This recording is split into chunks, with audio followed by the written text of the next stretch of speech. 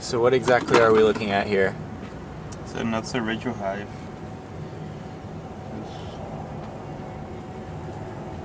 So how many bees are generally in a single beehive? Like how much does this represent?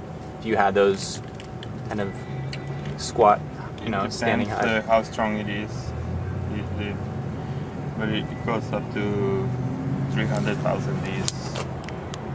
300,000 in one hive. In one hive, it's a lot of bees.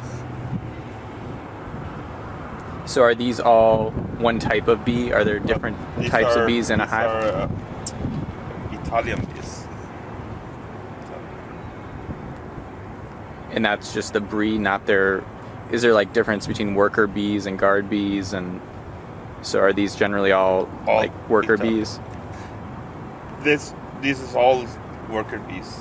Yeah, it should be one queen inside. So is the queen inside right now, or? Yeah, there is one queen inside. Do you know where the queen is, or she wouldn't be able to? Well, there's 3 frames on each side. Yeah, could be in the middle, anywhere. I don't know, but I don't see it here on this side. So what is this right here? Is that actually the honey, or is that? There's some larvae, some brood, and if you look closer around, there's some bee pollen, and the other side too is a lot of pollen on the frame inside the cells. So some cells they use for larvae, some for pollen, some for honey. Yes, in this case, this is for the brood chamber. They put in larvae in the middle frames, and outside they go for the pollens and then honey for them to get their own food. So there's some order to how they, based on the center and then the exterior frames. So that must make it a little easier for you. They don't mix it up for you.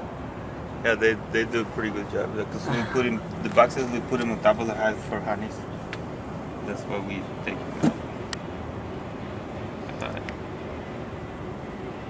So, what has your experience been with hive losses? Have you not really experienced that very dramatically? I just found something wrong with my bees last week. I'm still guessing. I might think it is like I left too much honey inside the hive, and I start losing population of bees because there is no room for the queen to start laying more eggs. Really? So I start putting more honey from the bottom, from the brood chamber, and the heat. I seen that they affect some of the bee hives because I have some bee hive there, and I lose bees when it's too hot. In the past couple of weeks ago.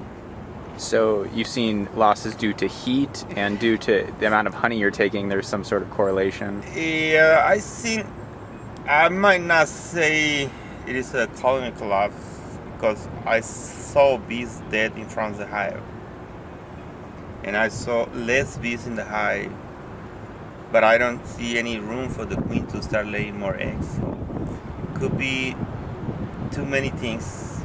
I don't want to say it's a colony collapse because if I have a colony collapse, I met this guy, another beekeeper, last Monday, and he says he has some. What he sees, there is hives that are making honey, and other hives don't make any honey.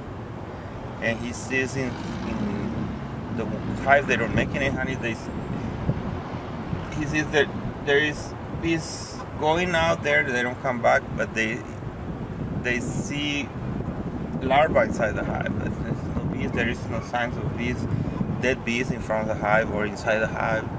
He sees bees, but they going out. They don't come back, so they get lost. Like a disappearing disease, they call it. Okay. And I don't see that in my hives. I might have a few, but maybe I didn't pay too much attention. But I found there is some dead bees in front. Could be the heat. Could be, I don't know. I think it could be I need to requeen my hives, So you don't see like dramatic 40-50% of your hives just disappearing or dying? No. Do you think you're doing anything differently than other beekeepers that is allowing you not to experience that, or you just think it's merely luck, or? I don't do any different from other beekeepers. I might do less management, like some of beekeepers, they do move more bees. They move in more bees for different locations. And you said you use a natural solution for mite infestations, or was that? We use it for tracheal mites. We using mineral oils, and for the varroa mites, we mix mineral oils or canola oil with the essential oils, like neem oil, or we using tea tree oils. We switch because they develop resistance. So the mites, and it doesn't kill the mite, but it lower the population of mites, and pretty much what we do, and we do a treatment for European foul brood in late or early in the fall when there's no honey harvest. We use termicin, but it's when there's no harvesting, when we don't have any pollen traps on the hives. That's pretty much what we've been doing. That's all we do, and make sure they have some honey storage for the winter. Yeah, is that kind of an art to make sure they have enough food for the season? Because if you take too much, then they can actually suffer. So you have to be.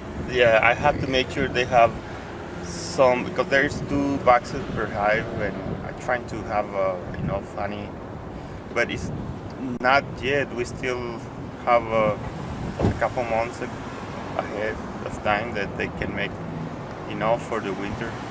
We still can harvest again from our hives.